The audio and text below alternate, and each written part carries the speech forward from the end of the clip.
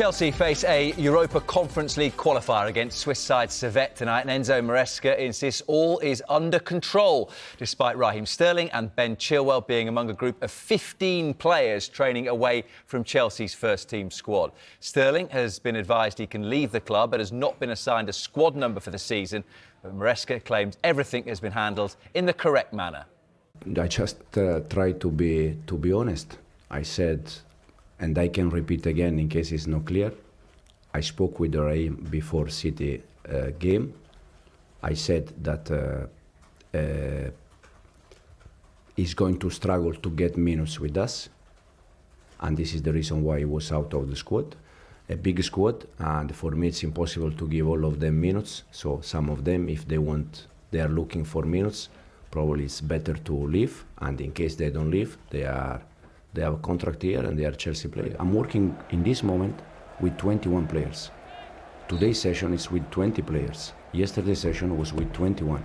So it's the other 15 or 20, they are training apart, but they are not working with me every day. I don't see them. So it's not a mess like looks from outside. Well, let's talk more about Chelsea in the company of the former England midfielder Paul Merson, who joins us live this morning. Good morning, Merson. Good to see you. Is it brutal? Is it honest? Is it something that Enzo Maresca is going to have to get used to, given the size of his squad? I find the Raheem Sterling one a real strange one. Real strange one. You know, Raheem went to America, played in America, done well in America on pre-season. You know, he was talking about looking forward to working with him. He's got great ideas. Raheem's been around a long time to read a situation. And all of a sudden, just before the Man City game, he's not wanted anymore. He's not going to be in his plans. I don't know if the manager's being dictated from above. You know, because as I say, why would he have gone to America? Why would he have got minutes in America? And then, you know, why, if Raheem knew that he was on his way and he could suss it out, and he's been around a long time to know that, and he's been, you know, he's not a young kid, Raheem, and he's saying nice things about the manager, and then all of a sudden before Man City they go, yeah, you can go, you're not going to get any minutes. I find it very strange. I ain't sure if above have said, you know what, Raheem's on a lot of money, we need to get rid of him, you need to be hard, you need to be harsh. And I don't know if the manager's sitting there saying something that he's not sure he should be saying, really. And I think he needs Raheem Sterling. He's one of their better players. I know he's not been great for Chelsea, but you're getting rid of someone who's better than a lot of other players in that squad. Do you think that that's why the statement came out from Raheem Sterling before Sunday's game, then, that as a player you want your manager to be honest with you? So if your manager says on July the 1st you're not part of the plans, you don't mind it, but it's a bit more frustrating when it's said on August the 15th? Yeah, exactly. And he's just gone to America. He's gone pre-season. He's done all that. Now, all of a sudden, just before a big game. And as I said, it's very rare you get rid of players that are better than what you've already got. And Raheem comes under that. You know, he's better than some of the wingers at Chelsea. There's no doubt about that. So, yeah, he wants honesty. He's got the honesty. But I just find it really strange. And I really do. You know, yeah, I ain't sure. I hope the manager's not being dictated from above and he's saying what they want him to say, because, you know, when you're a manager of a football club and you're a big football club like Chelsea who want to win things, you've got to do it your way. The last thing you want to do is come away from Chelsea at the end of how long it'll be that you've been here and you don't sit there and go, you know what, I wish I'd have done this and I should have done that and I shouldn't have done that. You know, and it's not a good start so far, if I'm being honest. Just to pick up on that point about the manager there, Merson, it was a sense that I got from Mauricio Pochettino towards the end of last season that he wasn't actually going to be too disappointed if he and the club parted ways. And perhaps this is why, because certain things he wanted control over, he wasn't going to get. Yeah, maybe. I know it's hard because it's like a soap opera, and we're all on the outside looking in, you know, and that's the problem. But it doesn't look good. It doesn't look good. You know, Pochettino's walked away from, you know, a big football club. You know, Chelsea are a big football club, you know, renowned for winning stuff. You know, Pochettino had been out of work for a while, you know, not fortunate because he's a good manager, but gets the opportunity. And then in the end, he can't really wait to get out of Chelsea.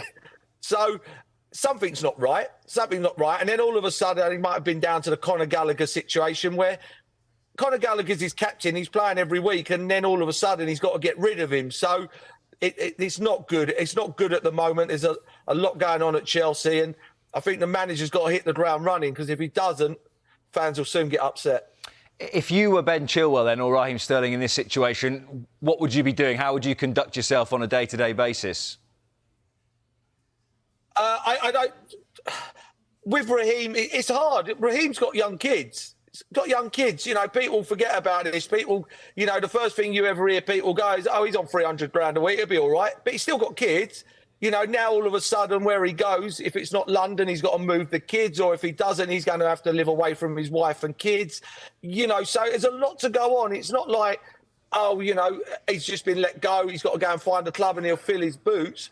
You know, he's got a young family. So there's all that thinking to go round, Jet. You know, and then it could be a rush one where he's not got long now before the window closes. So, you know, it's not like, if he'd have gone in, when the manager come in, would have turned around to him and said, "You know what? You're not going to be part of my plans, Raheem. You're not going to get a lot of minutes, so I'm going to let you go." It gives him a month or 6 weeks to really weigh things up, where he can go, you know, to his wife or kid, "Should we go to America? Or let's go over and have a look at America. Let's go and stay there for a couple of weeks." You know, people don't really look at that situation. You know, footballers have families as well, so that's a big thing for him. The Chilwell one, I don't really know the situation with Chilwell. He hasn't been on the pitch long enough for me. He hasn't got enough minutes. And for me, I'm not shocked with the Chilwell one, if I'm being honest. But perhaps a little bit surprised about Conor Gallagher, as you said, given how much he featured last season. But he's conducted himself very well, given that he's had to go to Madrid, sit there for 5 days, come back and then eventually return to Atletico. You know what? Class. Kid's class. Absolutely class what he's done. You know, the people who are looking after him, I go as far as to say that I don't know who's looking after him, but I'd say class. I think he's been advised in the right way. I think he's been looked after well. I don't know who the agents are, but again, from the outside looking in, he's conducted himself well. The agents haven't pushed for the deal, and, you know, more worried about them getting a load of money and then just sending a kid off to another country. Everything's been class. I think fair play to him, fair play to his family, and fair play to the agents that have looked after him. I think they've set an example of how things should be really done. And, you know, a lot of footballers get bad press, but what is class. But why are Chelsea getting rid of him? You know, he played every game last season.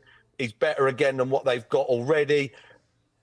Yeah, and he's one of their own, Chelsea. So, you know, people need to start understanding that. You know, this is not baseball, you know, and I don't mean that in an horrible way, but, you know, we're talking about a country in America where you can support a team and get up the next morning and your team's the other side of the world, the other side of the country. It's not like that here. You know, fans appreciate players coming through and the hard work it takes from 8 years of age, being at a club, sticking there and getting your debut at 19, 20. You know, fans appreciate that. That's what they want. I want to come on to the overall structure at Chelsea in just a moment. But as for the man who's gone in the other direction from Atletico to Chelsea, I saw one of your posts on social media yesterday, quite excited about the arrival of Joao Felix. Yeah, I am excited. He's a good footballer. He's a good footballer. He's a good player. He's got a good brain. He's intelligent. But it was only 2 years ago that he was leaving, you know, and he wanted to go to Barcelona. Barcelona never worked out and they got rid of him. And then Atletico Madrid have got rid of him. So if he can hit the ground running, he's a top player.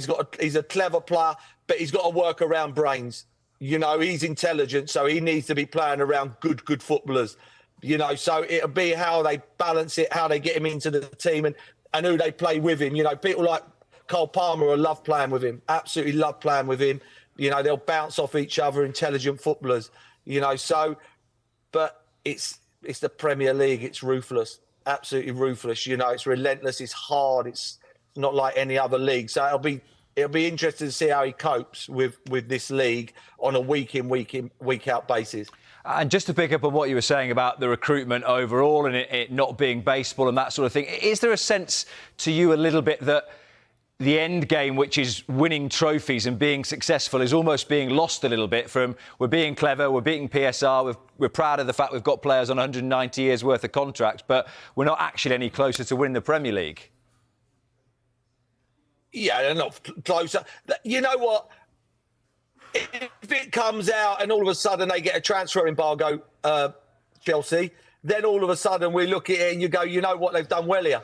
They've done well. If they might have a whisper that they're going to get a 3-year transfer embargo, they're not allowed to buy any players, then we'll be clapping our hands going, fair play. This is quite clever. They could send players out on loan. Hopefully they'll do well and they'll bring some money in. But they must know something that we don't know.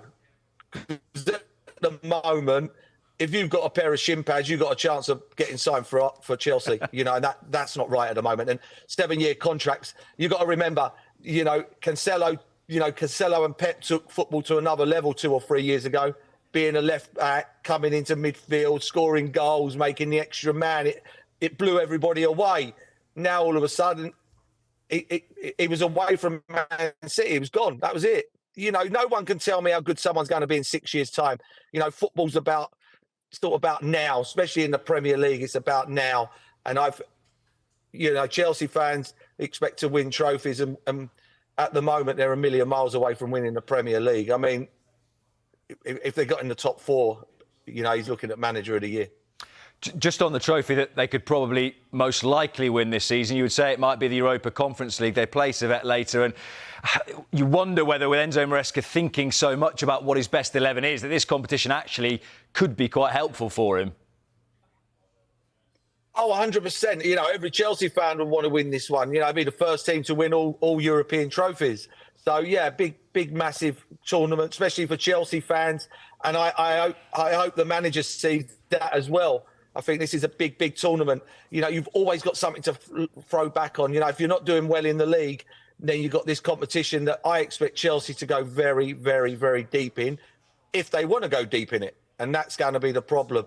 But Chelsea will want to finish in the top 4. But I would, you know, as a Chelsea fan, you know, winning this trophy, be the first team to win all of them.